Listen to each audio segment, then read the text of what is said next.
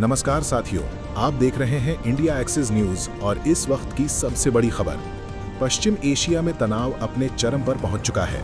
America और Iran के बीच टकराव अब एक निर्णायक मोड़ पर खड़ा है। सबसे बड़ी अपडेट ये है कि अमेरिका की ओर से ईरान को दिया गया 48 घंटे का अल्टीमेटम अब अपने अंतिम चरण में पहुंच चुका है और इस समय इस डेडलाइन में केवल 12 घंटे का समय बाकी रह गया है। यानी 6 अप्रैल शाम 8 बजे तक ईरान को फैसला लेना ही होगा। दरअसल अमेरिका ने साफ तौर पर चेतावनी दी है कि या तो स्ट्रेट ऑफ हॉर्मुज खोला जाए या फिर बड़े सैन्य एक्शन के लिए तैयार रहा जाए। ये पहली बार नहीं है जब ऐसी चेतावनी दी गई हो। 22 मार्च को पहली बार 48 घंटे का अल्टीमेटम दिया गया, उसके बाद 5 दिन का समय, फिर 10 दिन और अब फिर से 48 घंटे की समय सीमा दी गई। अब स्थिति ये है कि समय लगभग समाप्त हो चुका है और केवल 12 घंटे शेष है। जैसे जैसे समय कम हो रहा है, तनाव लगातार बढ़ता जा रहा है। खाड़ी देशों में अलर्ट जारी है, समुद्री रास्तों पर खतरा मंडरा रहा है और तेल सप्लाई प्रभावित होने की आशंका बढ़ती जा रही है। पूरी दुनिया की नजरें अब इस डेडलाइन पर टिकी हुई हैं। इस बार सबसे बड़ा खतरा ईरान के पावर प्लांट्स पर हमले का बताया जा रहा है।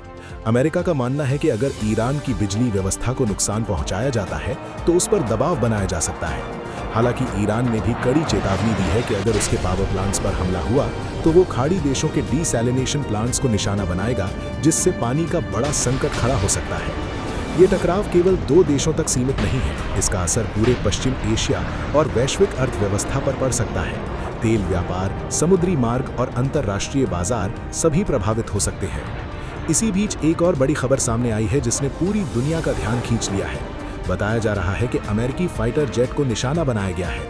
पिछले कई वर्षों में ऐसा बहुत कम हुआ है जब अमेरिका के उन्नत फाइटर जेट को दुश्मन देश ने गिराया हो। अमेरिका अपनी एयर पावर और स्टेल्थ टेक्नोलॉजी के लिए जाना जाता है, जिसे राडार से पकड़ना बेहद मुश्किल माना जाता है। लेकिन इस बार जो जानकारी सामने आ रही है उसके अनुसार ईरान ने इंफ्रारेड और हीट सेंसर तकनीक का इस्तेमाल करते हुए फाइटर जेट को ट्रैक किया। यानी राडार के बजाय गर्मी और इंफ्रारेड संकेतों के आधार पर लक्ष्य साधा गया।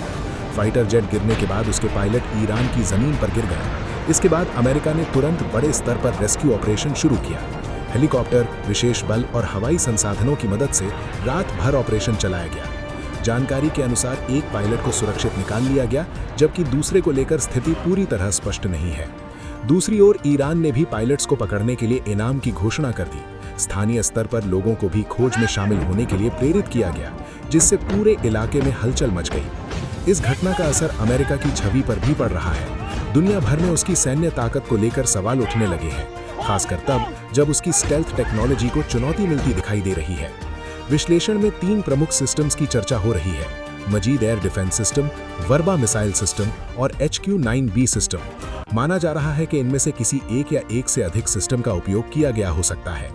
एक और महत्वपूर्ण पहलू सामने आया है कि संघर्ष वाले क्षेत्रों की सैटेलाइट इमेजरी पर रोक लगाने की बात कही जा रही है, ताकि वास्तविक नुकसान की तस्वीरें सार्वजनिक न हो सके। अब सबसे बड़ा सवाल यही है कि आगे क्या होगा। क्या इन आखिरी 12 घंटों में कोई समाधान निकलेगा या फिर डेडलाइन खत्म होते ही बड़ा सैन्य एक्शन देखने को मिलेगा? स्थिति को देखते हुए 3 बातें स्पष्ट नजर आती है। पहला, अमेरिका लगातार दबाव बना रहा है। दूसरा, ईरान भी जवाब देने के लिए पूरी तरह तैयार है। और तीसरा, पूरा क्षेत्र अस्थिरता की ओर बढ़ रहा है।